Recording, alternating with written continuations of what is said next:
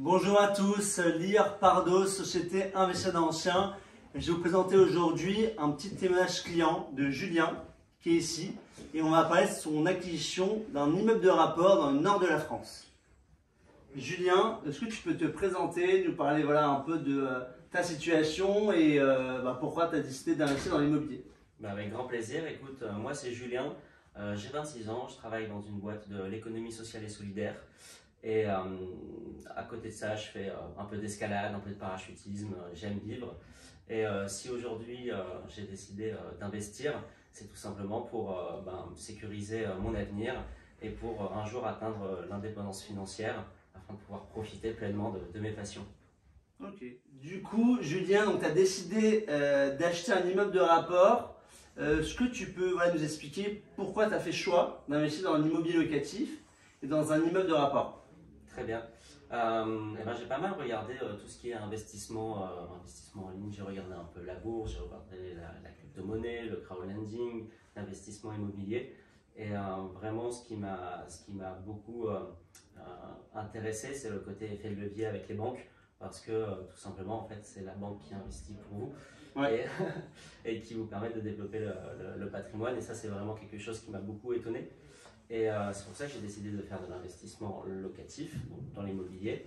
Et pourquoi l'immeuble de rapport? C'est parce que je me suis pas mal formé, regardé beaucoup de vidéos internet, me documenter, en discuter autour de moi. Et de ce que j'avais compris, c'était avec un petit immeuble de rapport que je pouvais avoir les meilleures rentabilités, pas de gestion de syndic, pardon, donc tous les bons avantages et tous les bons points pour faire un bon investissement, pas trop contraignant. D'accord, très bien, très clair. Aujourd'hui, il y a beaucoup de clients qui nous appellent, qui veulent investir dans des immeubles de rapport comme toi, mais qui n'ont pas connaissance des bonnes régions à investir, parce qu'il y en a beaucoup sur le marché. Après, on ne sait pas à quel prix acheter, comment budgéter les travaux. On parle aussi de la taxe foncière. C'est un client qui dit pourquoi acheter avec un local commercial. C'est une question qui revient souvent. Donc, qu'est-ce qui t'a décidé sur cet immeuble plutôt qu'un autre? Surtout que tu m'avais fait comprendre que tu avais cherché via d'autres agences immobilières. Donc pourquoi être parti plutôt sur cet immeuble, dans cette région, et pourquoi avoir choisi Investisseur Ancien? Très bien. Écoute, effectivement, j'avais vu d'autres agences immobilières et d'autres agences clés en main, effectivement. Et là où j'avais été un peu déçu, c'était justement sur le côté géographique. Moi, je ne savais pas en fait où est-ce que je voulais investir au début. Et je cherchais tout simplement un endroit qui est rentable, et peu importe que ce soit proche ou pas de mon lieu de vie, parce que ce que je voulais faire, c'était de la gestion par agence derrière et de ne pas avoir à m'en occuper. Et ce que j'avais beaucoup aimé avec vous, effectivement, c'est que je suis arrivé, j'ai dit je vais investir en France. Et on m'a dit il n'y a pas de souci, tu vas investir en France et peu importe où. Et après, sur cet immeuble-là, ce qui m'avait intéressé, c'était la rentabilité. Le fait qu'il y ait déjà les locataires qui soient en place, donc pas de travaux à faire, pas de recherche de locataires, et le fait que le bail commercial allait être renouvelé, qu'il allait être sécurisé sur 3, 6, 9 années, donc très, très tranquille et pas avoir besoin de beaucoup de gestion derrière. D'accord. Donc en fait, ce que tu as aimé, c'est qu'il y ait vraiment une diversification des risques sur ce bien, donc un local commercial et de l'habitation. Donc une diversification sur deux classes d'actifs dans un seul immeuble, et finalement tu étais ouvert sur les zones. Après, est-ce que tu avais des zones de prédiction par rapport au nord ou plutôt au sud, ou finalement c'était plutôt le projet qui t'importait? Moi, c'était vraiment le projet. Donc effectivement, pas de prédiction au nord ou au sud. Pas trop Île-de-France, parce que j'avais compris qu'au niveau rentabilité, ça allait être vraiment très dur.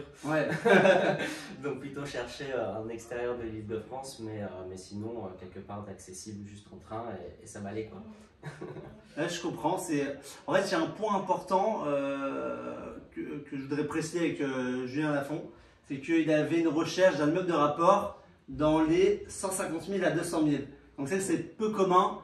À Paris, on peut acheter une chambre de bonne, maximum un studio, ou dans d'autres villes de France, c'est vrai, petite surface. Mais on peut quand même acheter des immeubles de rapport dans ce type de budget. Après, il faut connaître. C'est vrai qu'il y a des régions plus intéressantes que d'autres pour investir. Et après, c'est vrai que le piège de l'achat de ce type d'immeuble, c'est finalement de sous-budgéter les travaux, de ne pas prendre en compte aussi même la taxe foncière, finalement aussi l'assurance PNO, propriétaire non occupant, aussi d'acheter un bien déjà occupé, mais faire attention au type de baux qui ont été signés. Comme tu l'as dit, le 369, c'est hyper intéressant, non seulement parce que le locataire du local commercial, il va payer lui-même la taxe foncière. S'il y a des travaux, il va les payer lui-même. C'est quand même une sécurité financière parce que c'est sur 3 ans renouvelables chaque année.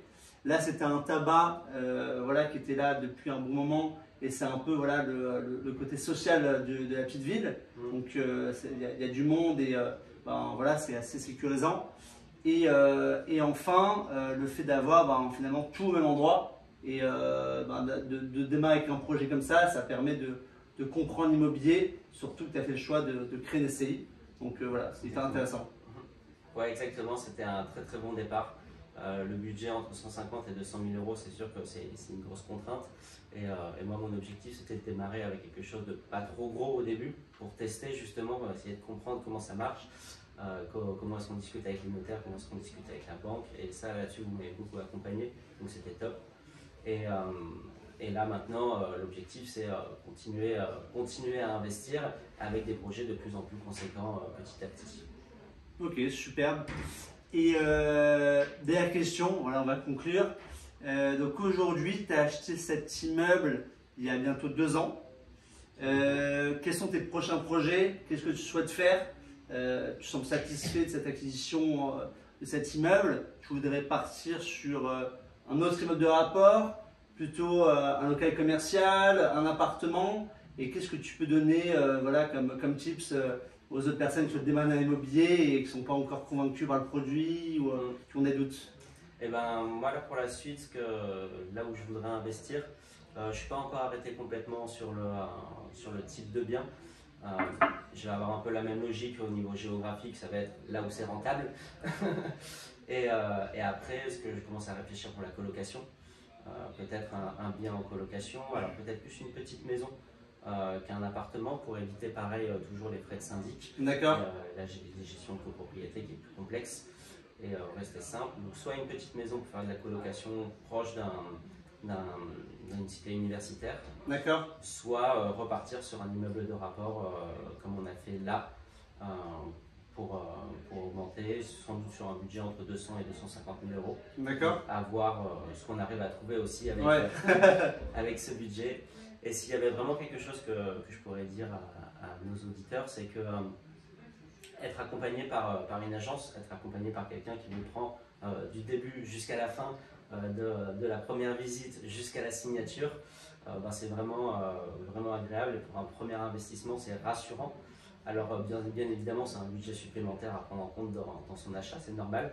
Mais en fait, c'est ce qui vous permet de faire le premier pas, de commencer et d'y aller. Et en fait, tout simplement, je me dis que si j'étais pas passé par l'agence, peut-être qu'aujourd'hui, j'aurais toujours pas investi. Ouais. Donc, les frais sont largement rentabilisés depuis le temps. Et c'est pour ça que je vais continuer avec vous et continuer à investir parce que au moins, je me sens beaucoup plus sécurisé et les opportunités que j'aurai pour moi sont beaucoup plus grandes. Merci beaucoup pour le feedback, Julien.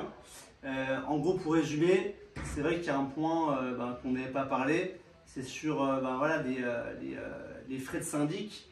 Quand on achète un bien, finalement, n'importe quel type de bien, hors commercial et immeuble de rapport, on peut réduire finalement l'enveloppe syndic du copropriété. Ça permet d'augmenter le loyer, d'avoir une meilleure rentabilité. C'est un point important. Écoutez, merci beaucoup pour ce feedback et pour ce témoignage.